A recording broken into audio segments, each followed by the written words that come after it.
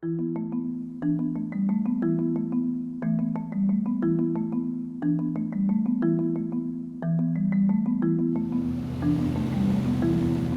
just arrived in northern Alaska to film a spectacle of bird life along a big Arctic river. It's the most remote region in the United States, a pristine wilderness, and hosts an extremely high density of nesting birds of prey. We were up here for the Cornell Lab of Ornithology as a team of 4. All right. Myself and another cinematographer, a camera assistant, and a wilderness guide.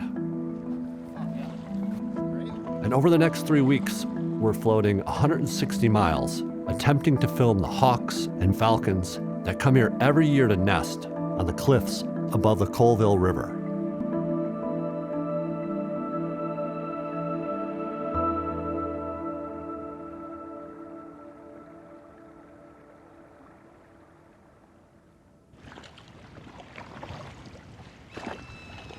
The real emblem for this place is the Arctic Peregrine Falcon, the northernmost nesting peregrine in North America. Oh, that's the peregrine over there. And the one bird on this trip that we absolutely have to film.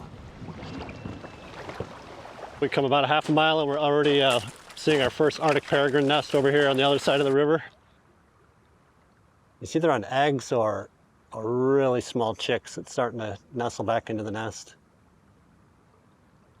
Most of the hawks, eagles, falcons up here nest on cliffs. The thing that makes nesting on these cliffs so appealing to raptors is an obstacle to filming them.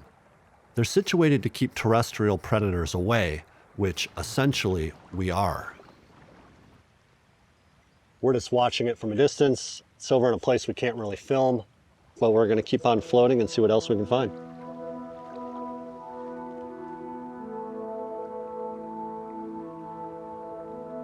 The Colville River originates in Alaska's Brooks Range. It drains one of the largest Arctic watersheds in the world and runs more than 400 miles to the Arctic Ocean. It's the longest river in Arctic Alaska and forms much of the eastern boundary of the 23 million acre National Petroleum Reserve. To protect nesting peregrine falcons and other biological resources, a corridor along the river was designated in 1977 as the Colville River Special Area. At the time, the peregrine falcon was listed as an endangered species, and the Colville River was known as a place where they once thrived and could potentially recover. This river, cutting through the tundra, has produced an enormous number of cliffs and bluffs and just the kind of places that raptors like to nest. And the peregrine falcon feeds on the birds that migrate up here. As you go down the river, the vegetation becomes very tall and attracts songbirds from around the world. And then eventually the river spills out into the Arctic coastal plain, where waterbirds, shorebirds, waterfowl all come to nest. It's just an amazing bounty of birds. This place just has everything a falcon needs to survive and to produce the next generation.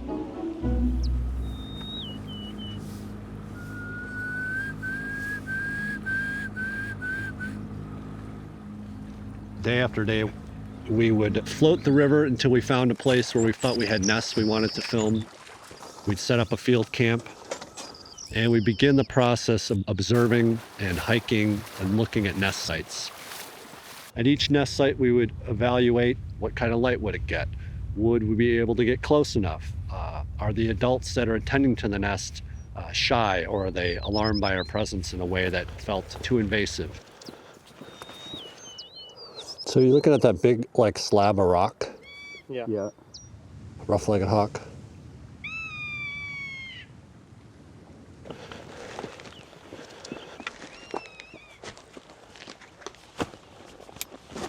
Okay.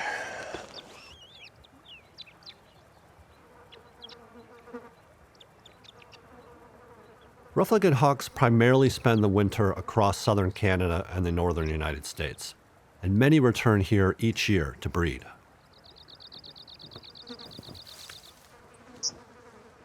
When raptor chicks are this young, they're at their most vulnerable. And this female rough-legged hawk spends most of her time taking care of the nest and the chicks, while the male hunts the tundra for voles and lemmings. She tries to chase off the biting flies and other insects. She cleans and refurbishes the nest.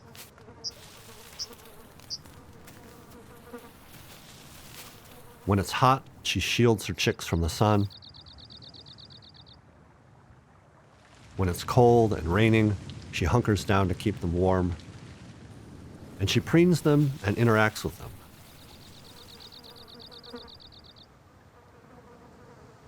She also spends a lot of time waiting, looking skyward and calling for her mate to bring her food.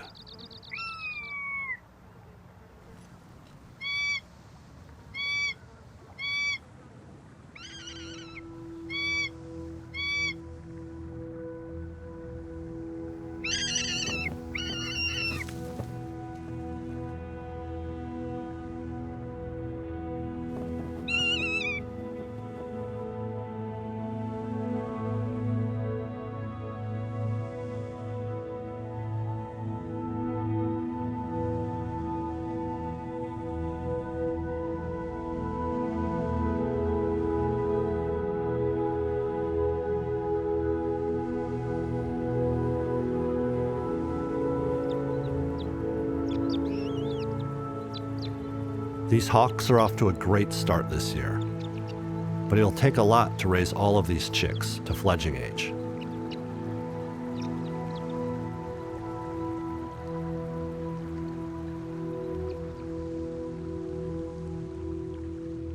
I think we should leave tomorrow.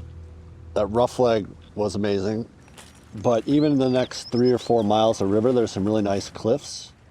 Hopefully we can find another peregrine.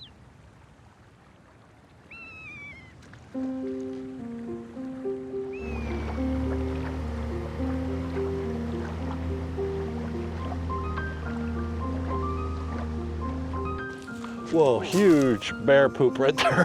Oh God, oh man. This is the spot where the Gyrfalcons pluck their prey. Ptarmigan feathers, ptarmigan feathers.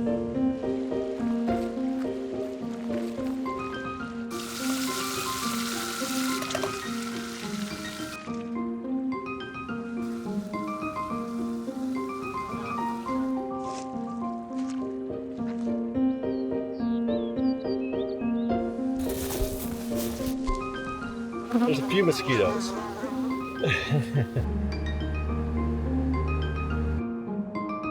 We've got a little ledge, a good distance from a nest.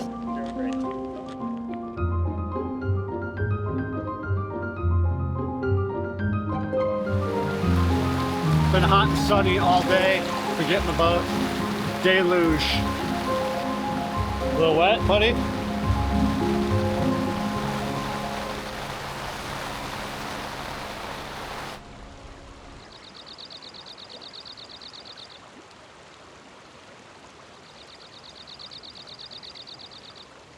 Well, a bit of a sad moment here.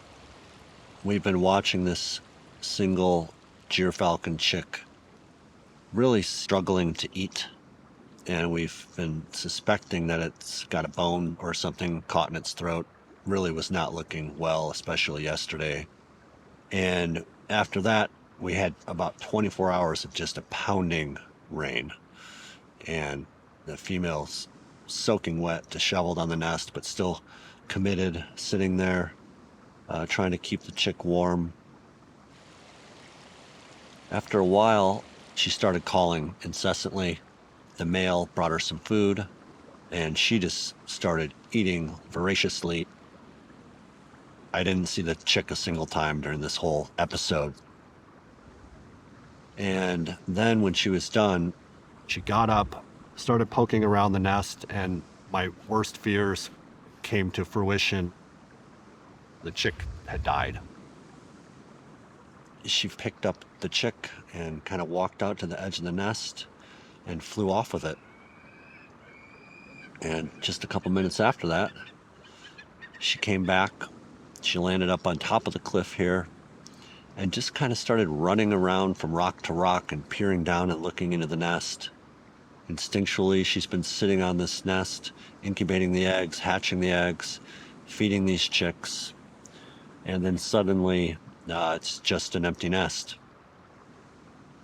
She'll be back next year, maybe to the same spot, maybe a spot close by, and her and perhaps the same mate will try again.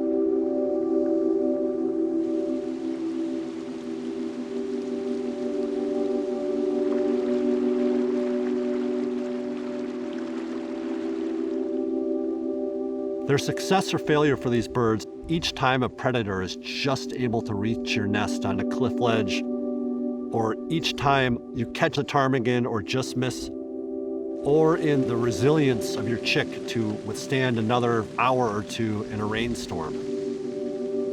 These large landscapes support all of those variables falling either way every year, and ultimately is what keeps these populations viable over decades, over millennia.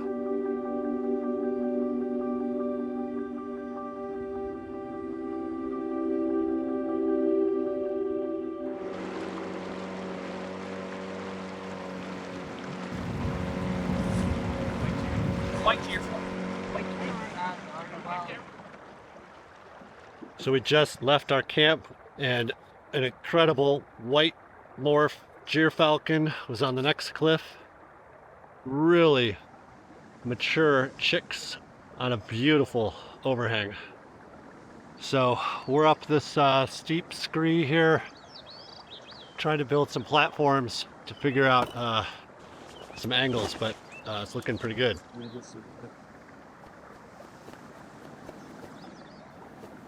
These big chicks are right on the verge of leaving this crowded nest for the first time. They're exercising their wings, losing their last bits of down, and getting ready for their first flight. Gyrfalcons are more successful raising chicks in years when there are high numbers of ptarmigan. They are big, powerful birds, capable of catching ptarmigan and carrying them in flight to feed their chicks.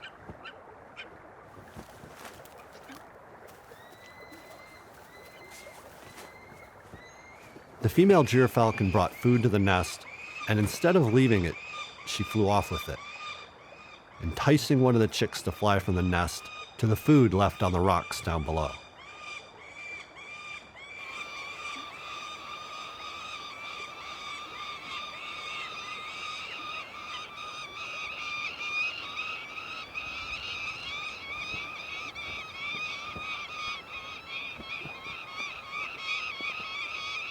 The chick fed and then used its limited flight skills to aid its long climb up the cliff to rejoin its siblings.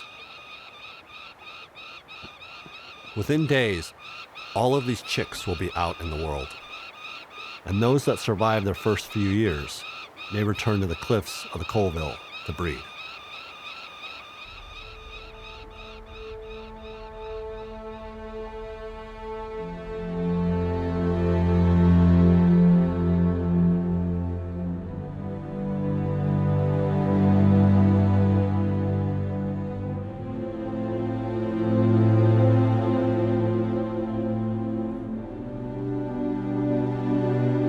As we traveled down the river, we were continually amazed by this incredible abundance of raptor nests.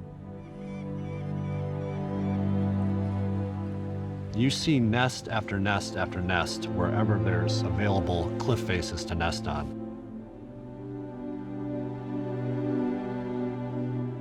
Some of them are old nests, some of them are active nests, but the sheer density of nests for miles and miles is just astonishing. Even where I'm sitting here right now, this cliff complex beside me, we had a rough-legged hawk nest, a Gyrfalcon nest, a rough-legged hawk nest, a peregrine falcon nest, and then another peregrine falcon nest, all within eyesight of where I sit right now.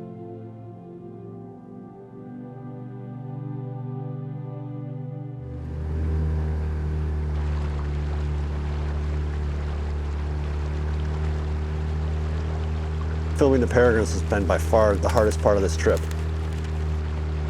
The farther we went down the river, the more and more nervous we got that we were not going to find a nest that was suitable to film.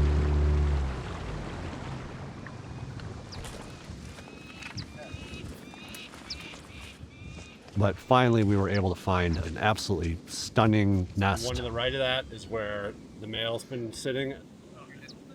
We've just made about the 3-mile hike and climb to finally get up here and do some filming, and we're in our last 48 hours, and for the first time in about a week, all of a sudden it's decided to start pouring rain, and it just looks like rain as far as you can see. So we will be sitting here as long as it takes and hopefully be able to move a blind in somewhere where we can start filming the birds.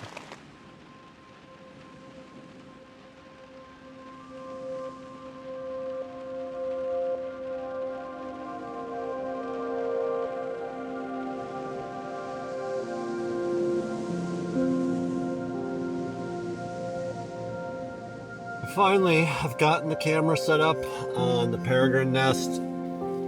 There she is.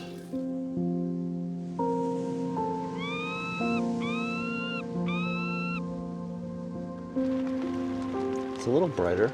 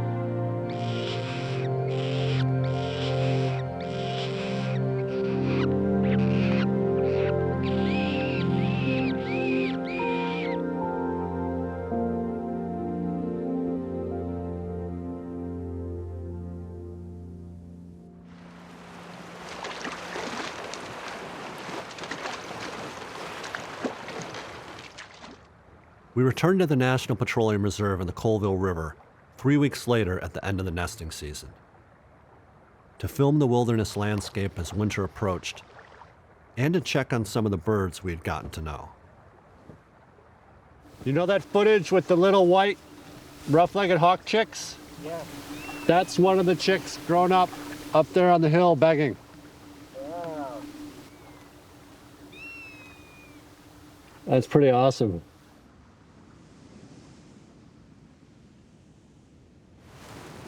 Look at that. This juvenile peregrine is still up here. They're going to pick up any day now and start moving their way down to South America. Absolutely incredible. These birds could be in downtown Buenos Aires chasing bats this winter and then returning back up here to this incredible landscape.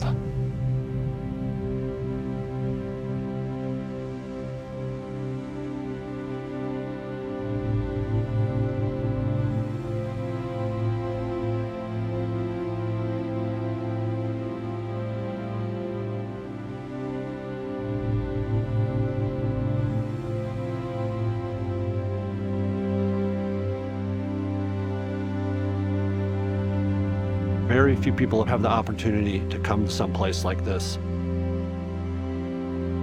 But just knowing that beyond the farthest horizon, there are still wild places where creatures like bears and wolves and falcons roam, is something that, as Americans, we're so fortunate to have.